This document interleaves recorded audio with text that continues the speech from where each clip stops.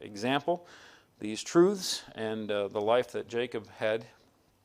We ask that you just guide and direct it in Jesus' name. All right. Back in the beginning of chapter 32, we see Jacob is on his way back down. Now, he went off to where? Who remembers where he went off to? Padan Aram. He went to Laban's place, Haran.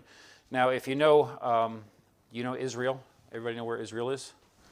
So say Israel's here, Mediterranean Sea's over there. I'm trying to do it so you can see Mediterranean Sea's over here. Okay, we'll do it that way. Israel's here, Mediterranean Sea's here. I can't do backwards, but we'll try. All right, so we got the Mediterranean Sea, we got Israel. Now, Beersheba is down towards the bottom of Israel, right? And then you've got Jordan, the Jordan River, going up the Dead Sea, the Jordan River, and the Sea of Galilee, okay? And then all the way up here, north of Syria, is Haran. It's actually in modern-day Turkey, and I believe the name of the town, most people would say, is the same. It's 2 R's instead of 1, and it's just a few kilometers off the border of Syria, so way up here. So he's coming back down. Now, when he went up, so Beersheba is down in the south side of Israel. Edom is off to the right. So Mount Seir and Edom is off to the right of Beersheba from Israel. So this is where Esau is living. He's coming north to meet Jacob. Jacob is coming south from way up north. Now he's coming on the right side of Jordan, and there was places called the brook Jabbok. Now Jabbok was a river that came out of the mountains and came into Jordan, and so he passed over the river Jabbok right in that area. Now at that point, you see a lot of the conversation where they met and had talk, and Jacob says, I'm going to come down to, you go back to Seir, and I'll come down and see you. But he doesn't actually go down there. He actually heads off into Israel and into the promised land where the Canaanites are, and into Succoth and Shechem, and then Bethel, where he had originally had that talk with God when he came back out. So it's not the same exact spot where he met God before, but he's over here kind of to the right side of Jordan, and he's seeing these angels again. And Jacob went on his way, and the angels of God met him. So Mahanaim and all that stuff is right in that area of the ford Jabbok, and there's a lot going on. Now, the distance between Beersheba and Haran is a long ways. Today, I looked it up on Google Earth. I did a little, how do you get from here to there? And it said it was about 13 hours driving and close to 1,000 kilometers. So he probably would have taken a more direct route than that, because it kind of goes this way and this way and this way. He would have just headed on up there. So Jacob was on his way out of the country, on his way to Haran, and he met God. Remember the vision that we had a couple weeks back? He saw God. Now he's coming back into the land, and here again he meets with the angels of God. And so just from that, you just realize that God is involved in Jacob's life and is constantly there. And we could further extrapolate more information or lessons, but we're going to carry on for now. And Jacob sent messengers to his son, his brother Esau. So Jacob was told to leave Laban and to head back to the land, and God promised that he would take care of him. And Jacob is scared. Jacob is afraid. Why? Why is Jacob afraid? Yes? He's afraid that Esau is going to kill him. Why would he be afraid that Esau is going to kill him? Because that's what Esau said last time he saw him. I'm going to kill you. Because what did he do? What did Jacob do to Esau? Took his birthright and his blessing, right? So, Jacob is on his way back to see family, who last promised, I'm going to kill you. Now, we didn't have email, we didn't have social media, we didn't have all this stuff, so he has not had communication with Esau, his brother, this whole time. He's been gone how long? 20 years is what's given to us in the Bible, 14 for his wives, and 6 more for his goods. Now, he leaves Laban. He leaves Laban in good terms or bad terms? some would say bad terms, right? Why did Jacob leave his father and his mother? Bad terms. Just stole the blessing from Esau. I'm going to get killed. I'm out of here. He's running. And Laban's people came to him and said, well, you've taken all of our wealth. His other son said, well, he's taken everything that you forgot. Because what happened was Jacob was in charge of it, and he knew how to raise animals. He knew how to deal with livestock and stuff. And he made it so that, Laban had some wealth, but Jacob had a lot of wealth. And it was all because of what he got from Laban. And so Laban wasn't really happy with him and even was chasing him down. Different story, different problem. But right now, what we see is Jacob is on his way back to the land, and he's afraid that he's going to have to face Esau, his brother, who might just come and kill him. And so he sees all that he has, and he wants to prepare in his own way how to deal with it. So he splits the company into two. He's like, right, this is what we'll do.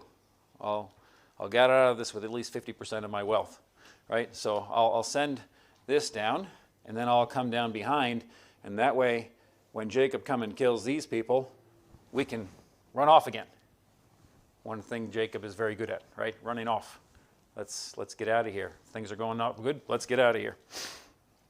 So he gets this idea that he's going to go ahead and split everybody up, and we'll at least escape some of us.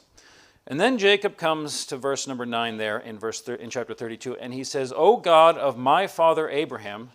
Now look at the text, okay? Because he says, "And Jacob said, O God of my father Abraham and God of my father Isaac." He doesn't actually call him his God. He's actually calling out to my grandfather, and my father's God. Right? Now, it's significant because this is the first time that Jacob actually calls out to God and prays to God. Now, he's had interaction with God. He met God on his way up, right? And God promised him that he would take care of him and he would return him and all that stuff. And he actually references that in this prayer. He says, "O God of my father Abraham and God of my father Isaac, the Lord which said unto me, Return unto thy country and to thy kindred, and I will deal well with thee. I am not worthy of the least of all the mercies and of all the truth which thou hast showed unto thy servant." At least he's honest there. Now, this is a humility that he shows in his prayer. He's now acknowledging that he's going to talk to God, and he's humbling himself, saying that I'm not worthy of what you have done for me. Because, "For with my staff I passed over Jordan, and now I am become two bands." So now he says he has great wealth, right? He says, "I'm not worthy of it. You have given me much. Deliver me, I pray thee, from the hand of my brother, from the hand of Esau, for I fear him, lest he will come and smite me and the mother with the children." So he has fear of man, but yet he's calling out to God. And then he calls on God's promise. "And thou saidst, I will surely do thee good and make thy seed as the sand of the sea, which cannot be numbered for multitude." Now, if God tells you he's going to give you the sand, your seed as the sand of the sea.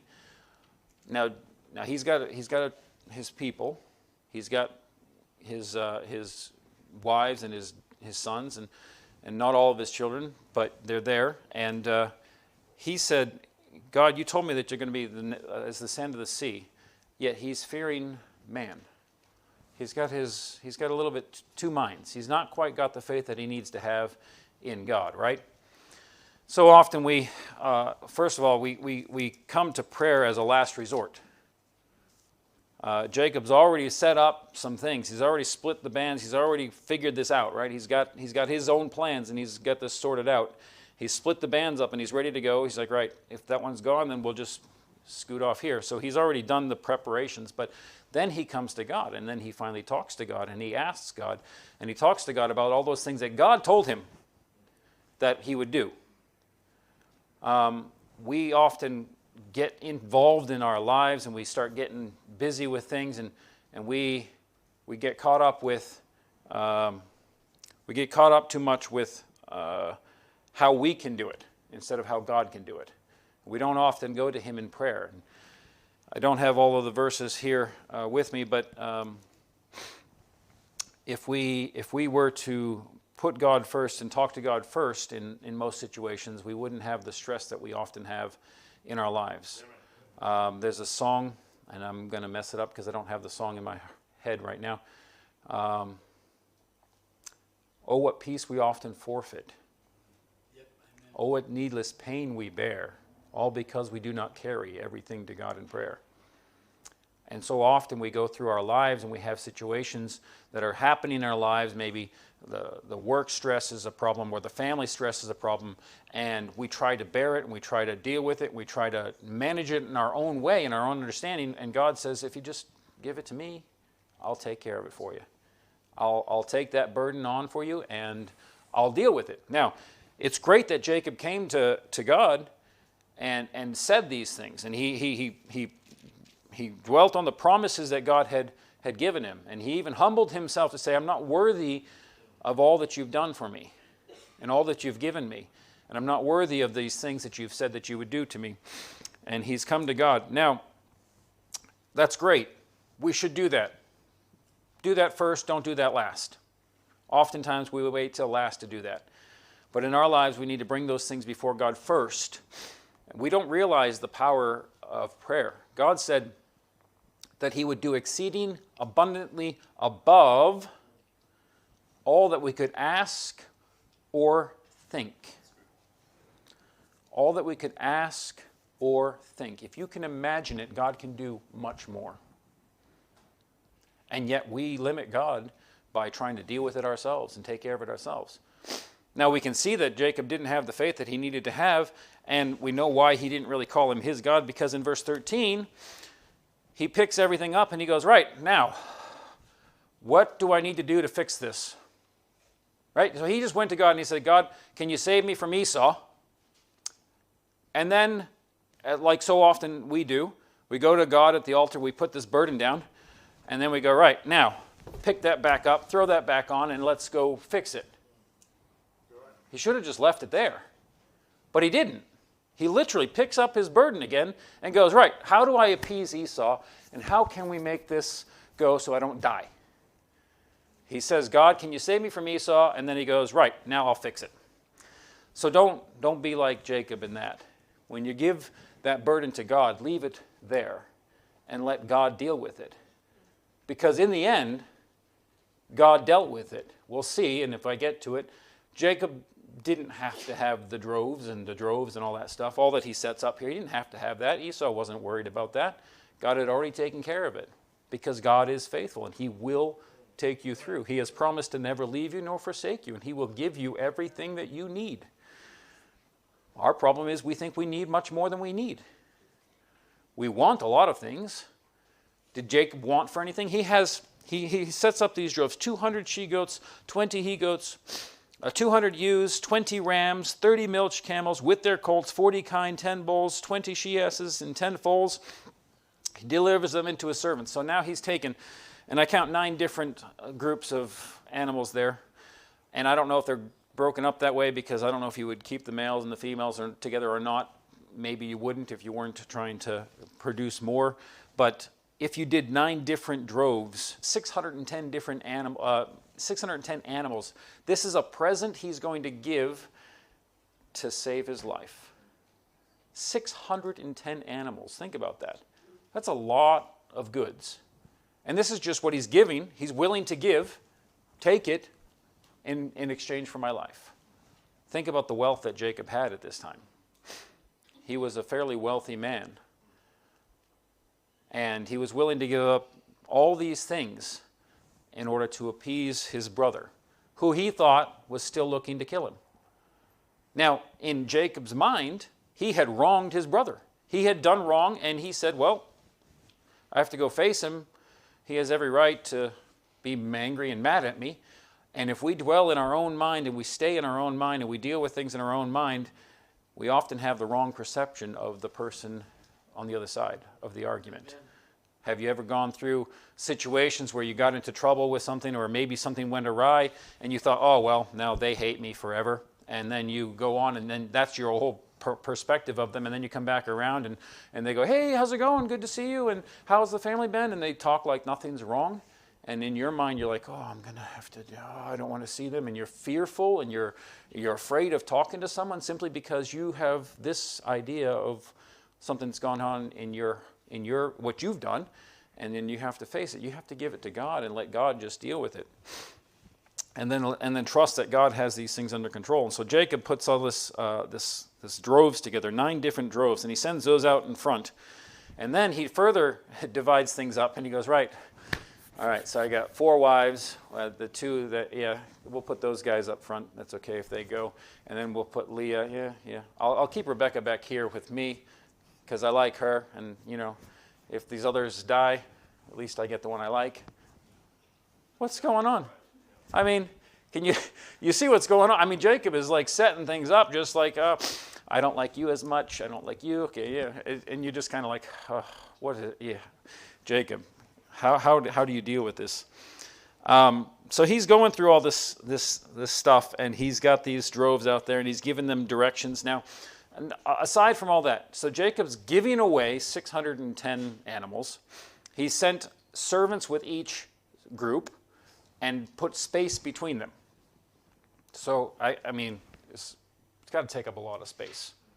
He's spread out over a long ways. And he continues on, and he's got these, the Ford Jabbok is there, and he's sent them over, and he gets down here into verse 21, and he says, so he went, so went the present over before him, and himself lodged that night in the company with the people, and he arose up that night, and took his 2 wives and his 2 women servants and his 11 sons, and passed over the Ford Jabbok. And he took them and sent them over the brook, and sent over that he had. And Jacob was left alone on this side of the brook. Now, Jacob was alone before when he was going out. And he had met with God at that time. But he saw God as at the top of the ladder. So he had met with God, and he saw him at the top of the ladder. And in verse 24 it says, and there wrestled a man with him until the breaking of the day. And when he saw that he prevailed not against him, he touched the hollow of his thigh, and the hollow of Jacob's thigh was out of joint as he wrestled with him. Now, I don't know if any of you have done any wrestling, but wrestling is not a simple thing to do.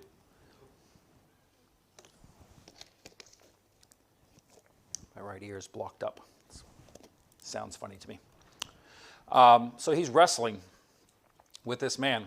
Now, I've done a little bit of wrestling, grappling, fooling around with the fighting, and Jacob is by himself, most likely because of Jacob's modus operandum.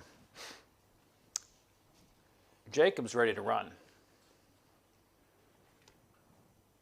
He's got everything set up so that there's space between them, but all this time, every time something's come in trouble, Jacob's just taken off. And so I feel like he's here alone trying to figure out what he needs to do. And this man comes and wrestles with him. Why do you wrestle? Why do we wrestle?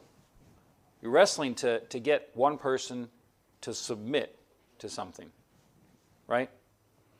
So in mixed martial arts or fighting like that, all you're doing is getting them to tap out. Basically say, uncle, I give, you win, right? And there's different ways of doing that. You got the rules and your regulations. Well, this guy that's fighting with Jacob touched the hollow of his thigh and touched the hollow and was out of joint. Just from a touch. Did they need to wrestle all night like they said they needed to wrestle? If this guy could just touch and... No. So obviously something else is going on here, and Jacob is struggling. And he's struggling with something, and the the guy says, let me go, it's time to go. And he said, let me go, for the day breaketh. And he said, I will not let thee go, except thou bless me. Now, Jacob he's a good wrestler. He may not be the strongest or best guy. He may not have all the technique that he needs to have. But what he does have is he has the ability to hold on. And one of the things that you can do in wrestling, if you can't beat the guy, and oftentimes you can't beat the guy, best thing you can do is get in as close as possible and hold on as tight as possible, because then they can't do anything with you, right? You can't be submitted in any way or form if you can't be dealt with. So you get in tight, hold on, and just hold on for dear life. Just hold on. And so I feel like Jacob's just done that. He's found out that his thigh, he's hurt his thigh. He knows that. He's like, oh my goodness, hold on. And the guy says, let me go. I got to go. And he's like, no. You got to bless me. So Jacob obviously realized who he's dealing with. Because at that point when his thigh went out of joint, he went, And I thought I had something going for me this whole time. Some guys were saying that Jacob was he's held back so that he could get a good night's sleep, and God was just not going to give him that rest that he wanted. But anyway, he says, bless me, except thou bless me. And he said unto him, what is thy name? Interesting. We're having a wrestling match. And this guy wants to know what my name is. Why do you think he asked him what his name is? Genesis 27:18. If you go back a few pages, go back to Genesis 27.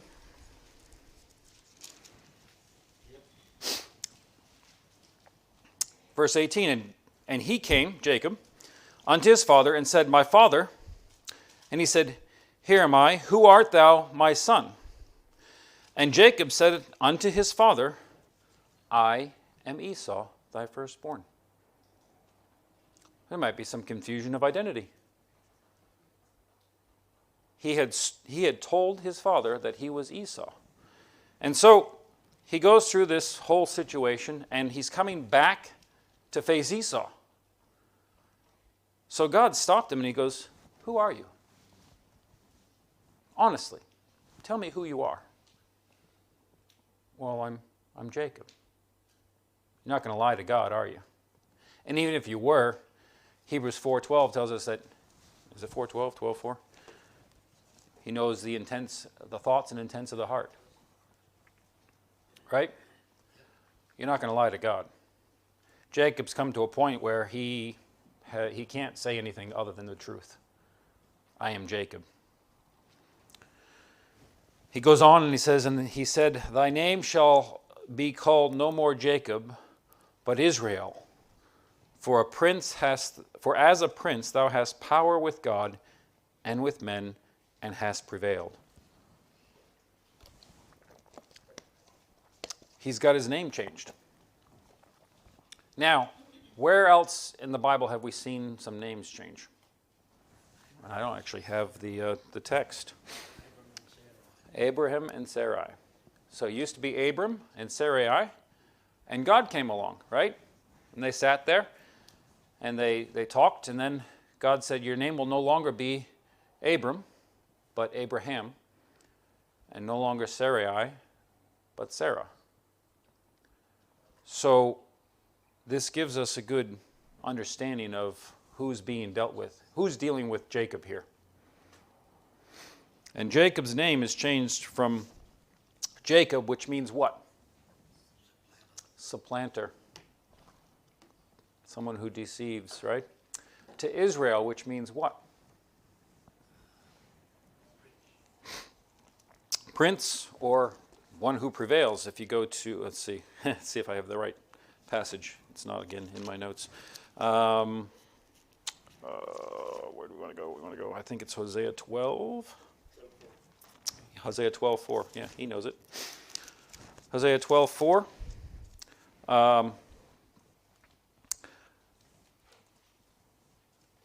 Well, pick it up in verse 3. He took his brother by the heel in the womb, right? No mistake about who we're talking about, Jacob and Esau. And by his strength he had power with God. Yea, he had power over the angel and prevailed. He wept and made supplication unto him. He found him in Bethel, and there he spake with us, even the Lord God of hosts, the Lord is his memorial. So he prevailed over him. And he says, as a prince. So Israel means one who has prevailed. So Jacob asks him, he says, I pray thee, tell me, I pray thee, thy name. And he said, Wherefore is it that thou dost ask after my name? And the response is, he blessed him. Never gave him his name. Just said, look, this is your new name, and here's your blessing. So Jacob got what he wanted out of this. And Jacob called the name of the place Peniel, for I have seen God face to face, and my life is preserved. So Jacob's been given some pretty awesome understanding, some pretty great connection. He's now dealt physically with God, and he's still here on this earth.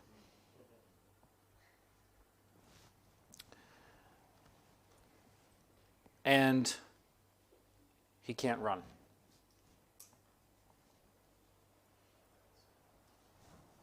He can't run. He's by himself.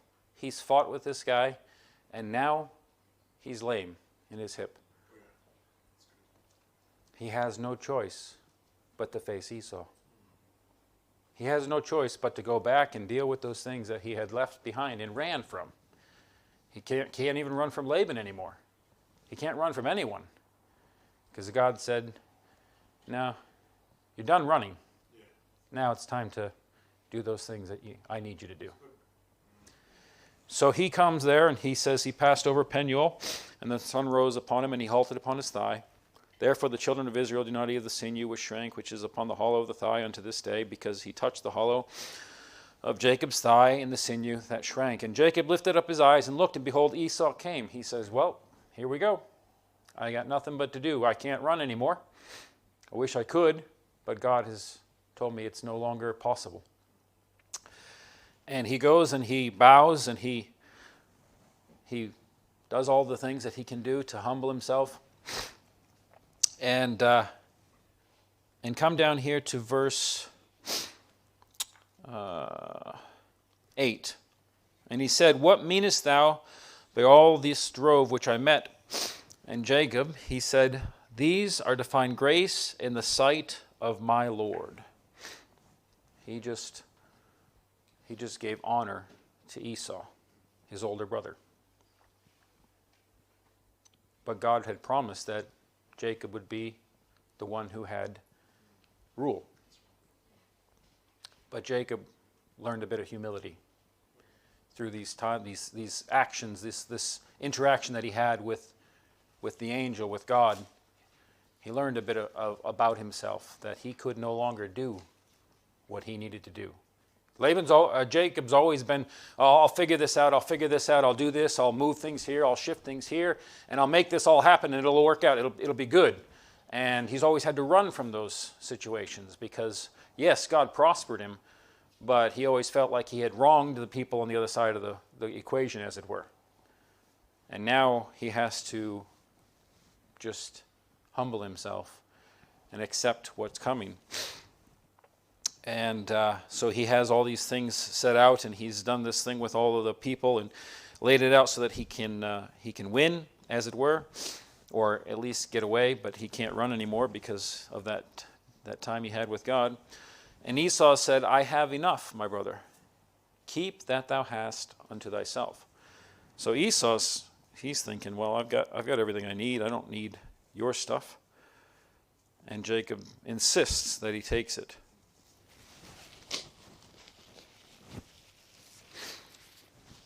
If I have found grace in thy sight, then receive my present at my hand. For therefore I have seen thy face, as though I had seen the face of God, and thou wast pleased with me. Now I don't know what the reference is, but he just got done, and he said, I have seen God face to face. And so I think he's just realized that he's no longer at odds with Esau. And that God had blessed him so much that he wanted to give some to him. And so Esau accepts it, and they start to go on their way, and he wants to go with him. Now, remember I told you Edom, Mount Seir, is off to the right of Beersheba over here where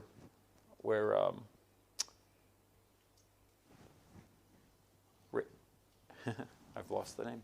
Isaac is, right.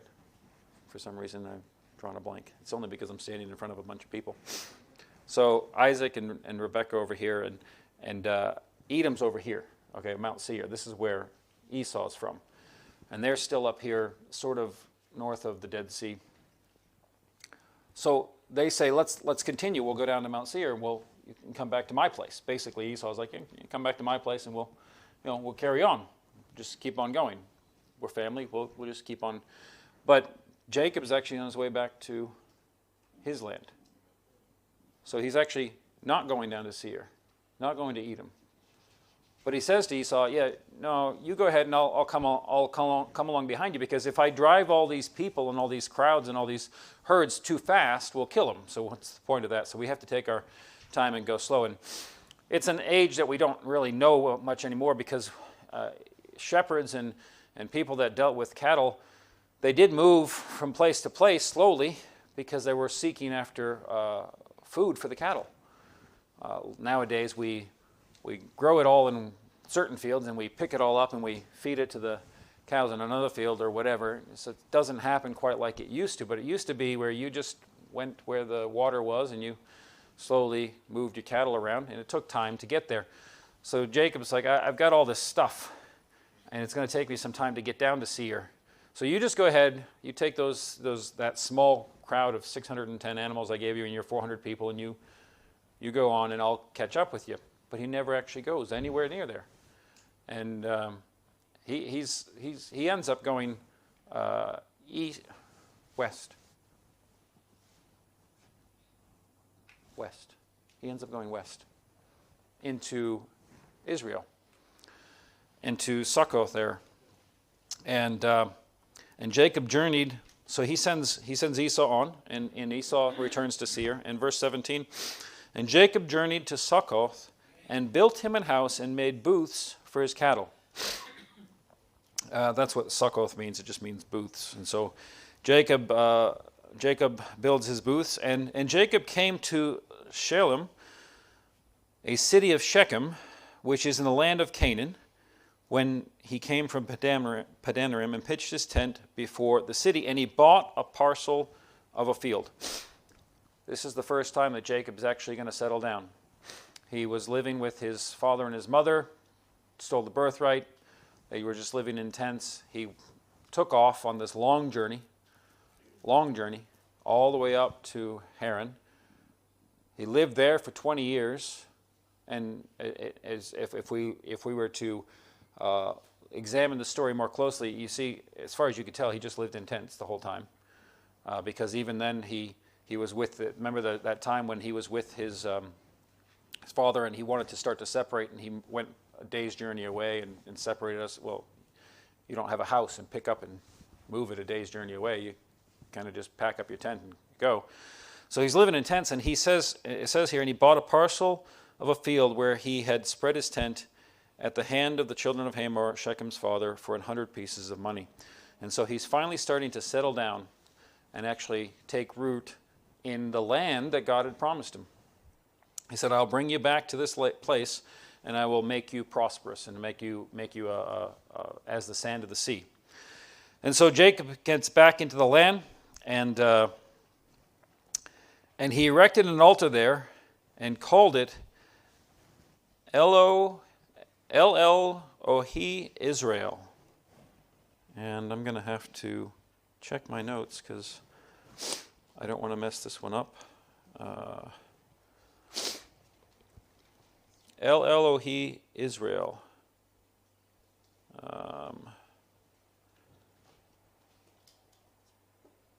The name is important. It means God, the God of Israel. So remember back there at the beginning when he prayed to God, the Father, to the God of my father Abraham and to the God of my father Isaac. And now he says, I'm going to build this altar to the God of Israel. So he has finally accepted that God is his God. He's been through a long journey. He's been through quite a bit of stuff. And he's now crippled because of that battle that he had. And now he says, this is my God. This is where we stand, and this is where we will go forward here. And so we see Jacob returning to the land. Now, he didn't return. So Canaan, Israel, is the promised land, right? It's the land that God promised Abraham, everything that he saw there. Edom is off to the southeast and is where Esau ran when he found out that they didn't please his parents. So he went off, as it were, into the world to take on those things. But Jacob has gone on this long journey all the way up to visit with Laban, spent 20 years, basically received his just rewards, right, for deception. He'd been deceived once with Leah, and then Rachel, and then finally got what he was looking. But 20 years later, and he's not a young man. As far as we can tell, he's quite old at this point. Joseph was 17 when he was sold into slavery, which happens many years after this. And Benjamin was already on the scene, which hasn't even shown up yet, because I believe Rachel dies in childbearing later on. So he's an older man, and he's finally accepted God for who he is. And he's gone through all these things, and he's back in the land. He's wealthy. He's got his family, and he's got everything where it's supposed to be, and it's all because of God, not because of him. He sent the droves. He did everything he could. He planned. He did all that stuff, and it was for naught, because Esau's like, well, what's this? I don't need this stuff. I've got my own stuff. I'm all set. I don't need that. But Jacob's, just take it anyway. I've got plenty. And obviously he had plenty if he's given away 600 animals. You'd have to have a fair bit. You don't give away your whole flock. Otherwise, what do you live with? And obviously he had men servants and maid servants and all sorts of stuff. So many lessons that we can get out of Jacob's return here. Put God first. Don't wait till the last minute to pray, because you'll just worry and complain and be stressed out and really carry the burden that you shouldn't burden. And then when you do lay your burden down, don't pick it back up to fix it. Let God fix it. God had everything under control. And then Jacob was used to running. I've seen people run. They do something wrong. Maybe they're growing up in the church and they do something wrong, and what do? They run. They run from church. Why? Because people will find out that I'm a sinner. They'll find out that I've done wrong. I did this, and what are they going to think of me? Who cares what they think of you? God, you should never run from God. Every time you run from God, it doesn't end well. Because God can take care of things. Only God can take care of things. Let's put it that way. Only God can take care of things, especially when it's, what will they think of me? Who cares? Why don't you let God deal with what they think of you? Why don't you humble yourself, accept the punishment for what you've done? I tell my kids all the time, I said, don't lie to me about something. If you break something in the house, so throw a rock through a window, don't lie to me and say, oh, one of the neighbor kids did it. Because when I find out eventually that it was you, it's going to be a lot worse for you. Why? Because you lied. Because you ran. Because you hid. So often, God just wants us to be honest and straightforward and just accept that we're not perfect. None of us are. And the only time that I've ever seen anything work out when maybe somebody's done something wrong and maybe they've gone against the authority or they've done something they shouldn't do and they run from God, oftentimes they don't come back. They'll continue to hold that as their, I can't go back to that church, I can't go back to this, I can't go back to that. And they never return that fellowship with God. But if you've done something wrong and maybe people are going to look at you badly, the best thing you can do is get up and say, hey, I don't know if you noticed, but I'm still a sinner and I still do wrong. And I'm sorry, I did this wrong, and I'm going to ask you to forgive me. And I want to get closer to God, and I want to go with God, and I want God to be my God. And you stay with it. Don't run. Jacob was running his whole life, and then God said, "You're done. No more running. It's time to face the music, as it were." So we have plenty that we can learn from Jacob's return. Hopefully that can be a blessing to you. Let's go ahead and pray. Lord, we thank you for the Bible that we have to study and to understand these truths. I pray that you would help each one of us to take something from this lesson today, to put you first, to bring everything in prayer, first and foremost, not last resort, and then most of all, never to run from you and what you have for us. No matter how difficult the task may seem, no matter what mountains we may have to climb, Lord, help us not to run. Help us just to go forward according to your strength, because you'll guide and direct us. And we ask for your blessing. Bless the service to come and all that's going to be going on. In Jesus' name.